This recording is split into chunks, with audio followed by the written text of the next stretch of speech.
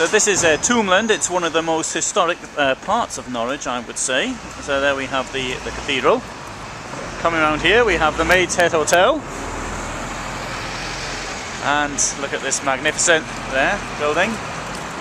Right, this is my friend Michael Chandler. And Michael, well, what do we know first of all about the Maids Hotel? Good afternoon, Alan. Well, first of all, we know that it was used by the soldiers during the Czech Rebellion in 1549. Yeah. And they also stayed in this house over here, which was owned by Augustine Stewart, who became deputy mayor, while Thomas Cook was held by Robert Kett and his men in Mousehold Heath. Yes. We also know that at the back of the building, in the 1800s, was a synagogue. We don't know its whereabouts, but we know it existed. Yeah. Now, if we go back to the Maids Hotel, we know that Queen Elizabeth I stayed here in the late 1500s and took a little trip down to Norwich Castle and saw the remains of Robert Kett in his gibbet. And she said, this is what happens to traitors. Yeah. So some of the soldiers were billeted here, but that must have been, I mean, the rebellion, there was thousands of people involved in the Kett rebellion. Well, Robert Kett had anything between 16,000 to 20,000 men housed in Mousehold Heath. They also had men at the cathedral, men at the castle, sending out messages to each other so they could keep an eye on the king's men, who were obviously nearby. Plus you had Italian and German mercenaries as well.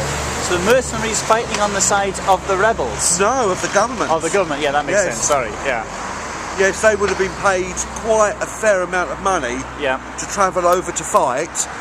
And all the leaders of the king's men stayed with Augustine Stewart in this house here. Of course, yeah, it's ironic, isn't it, that we've got the rebels just staying over the Riot Road earlier. Exactly, very near to each other. Yeah. And of course Augustine Stewart had another house nearby in Elm Hill, which is now the Strangers Club. Yeah. And if you look at the beams, you can actually see Augustine Stewart, 1549, etched out. Yes. And it's a wonderful building to see. Yeah. So if anybody's coming to Norwich, go and visit the Strangers Hall. It's a wonderful club. Okay. Very good. And wonderful architecture as well, isn't it? I mean, it's quite absolutely unique. wonderful. Absolutely wonderful. And of course over here we've got the monument to Edith Cavell. Yeah.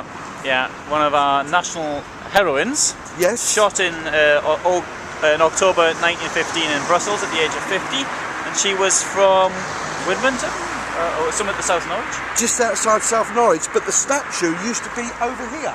Right, over here, and over here is in the roundabout. Yes, and that's where it was originally put. I don't know when it was placed back here.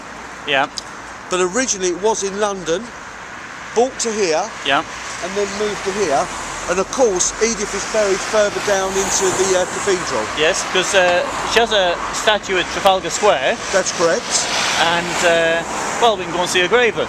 Let's go and have a look. So we're going, a wonderful view of 13th century Norwich Cathedral. This is the Erpington Gate, named after the Henry V's head of his archers at Agincourt. Gate was 1420, but we know that there was a gate here earlier, which was placed after the revolts, the riots, I should say, sorry, of 1272. 1272, yes. And of course, we used to be able to get in the cathedral through this door here, but we've now got this new exciting building over here. Yeah. But I believe it's round here that Edith is buried. Okay. Well, we could have a... Of course, we have Norwich School over here as well. Yes.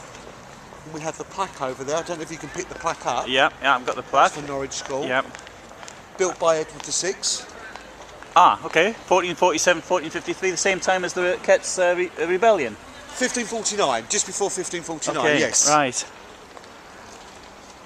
Oh, excellent. Brilliant, so we'll walk over there.